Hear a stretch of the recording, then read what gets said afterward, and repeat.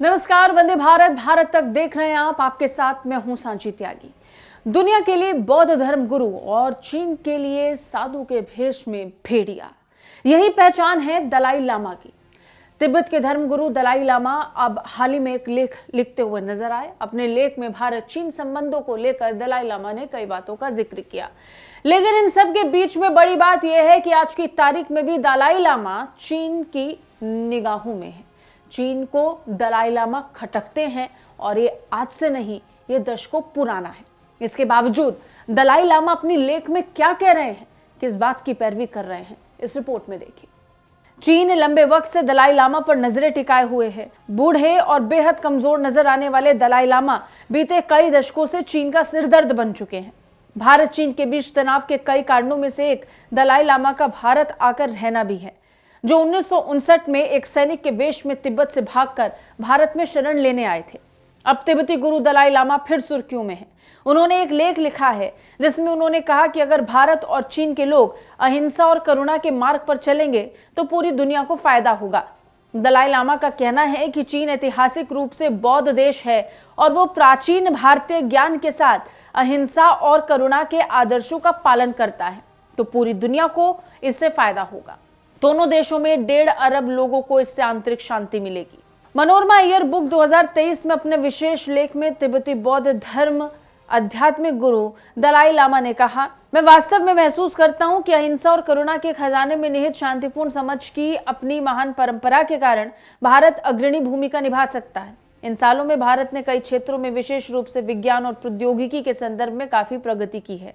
फिर भी बाहरी निस्तारीकरण होना चाहिए, आंतरिक निस्तारीकरण भी कम करना महत्वपूर्ण है।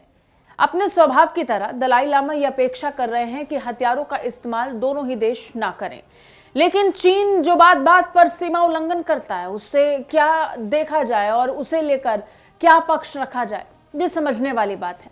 ये बात किसी से छिपी नहीं है कि किस तरीके से चीन भारत की सीमा में घुसने की एक के बाद एक कोशिश करता है, जिसके बाद भारत चीन को खदेड़ता है। अभी हाल ही में अरुणाचल प्रदेश के तवांग में चीनी सैनिकों ने कुछ ऐसा ही किया। चीनी सैनिक भारी तादाद में अरुणाचल प्रदेश के तवांग में घुसपैठ करते हुए नजर आए थे, जिसके बाद भारतीय सैनिकों ने उन्हें सीमा से बाहर खदेड़ दिया और उसके बाद से ही स्थिति दोनों देशों के बीच में फिर से तनावपूर्ण हो गई। हालांकि कमांडर स्तर पर दोनों देशों के बीच में बातचीत जरूर हुई।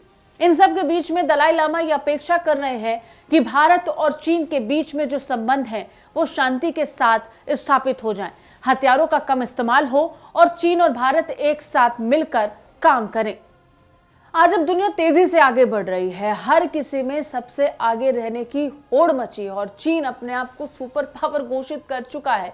तब उस चीन से क्या अपेक्षा की जाए कि क्या वो शांत बैठ जाएगा, हथियारों का इस्तेमाल नहीं करेगा?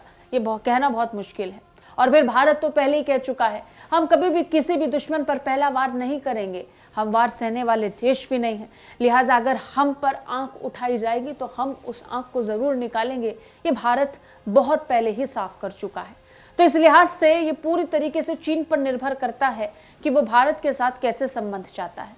अगर शांति चाहता है तो शांति से ही आगे बढ़ना होगा। कैसी लगी रिपोर्ट कमेंट करके जरूर बताइए। बाकी रक्षा और विदेश मामलों से अपडेट रहने के लिए देखते रहिए भारत तक। जय हिंद।